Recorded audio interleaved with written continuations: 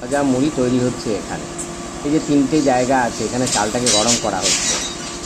একটি জায়গা, দুটি জায়গা এবং তিনটি জায়গা উষ্ণতার তারতম্য ঘটানো হয়েছে। প্রথম জায়গায় উষ্ণতা কম দিয়ে চালটাকে গরম করা হচ্ছে, দ্বিতীয়টাতে তার থেকে বেশি পরিমাণ তাপমাত্রা দেওয়া হচ্ছে এবং তৃতীয়টাতে সর্বাধিক তাপমাত্রা দেওয়া হচ্ছে। এই চালটা একেবারে গরম করে নেওয়া হচ্ছে। সেই গরম চালটাকে তুলে এই যে স্টিলের পাত্রে রাখা আছে, স্টিলের পাত্র থেকে চালটা নিয়ে এই লাস্টের যে জায়গাটা একেবারে শেষেরটায়, যেখানে গরম বালি, অত্যধিক তাপমাত্রাটা বোঝাই যাচ্ছে, এখানে ধোঁয়া উঠছে, তো সেখানে চালটা দিয়ে এখানে মুড়িটা তৈরি হয়ে যাচ্ছে।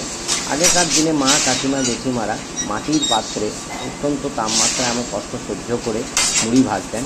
সেই মা কাকিমাদের পরিশ্রমকে লাঘব করার জন্যই এখানে হাতে ভাজা মুড়ি, কিন্তু মোটরের সাহায্যে চালটাকে নেড়ে নেওয়া হচ্ছে। এই যে চালটা নেড়ে নেওয়ার পরে, ভেজে নেওয়ার পরে এখানে যে চালুনি একটা আছে, এখানে পড়া মুড়ি বা বালিকে পৃথক করে বস্তাবন্দি করা হচ্ছে। এই বস্তাবন্দি মুড়ি লোকের বাড়িতে বাড়িতে পৌঁছে যাচ্ছে এবং সুস্বাদু মুড়ি এটা। এই মুড়ি পশ্চিমবঙ্গ, বাংলাদেশ এইখানকার মানুষেরা প্রাতরাশ হিসাবে গ্রহণ করে থাকেন। মুড়ি একটি অত্যন্ত ভালো খাবার। মুড়িতে ভিটামিন বি, ম্যাগনেসিয়াম, জিঙ্ক আছে।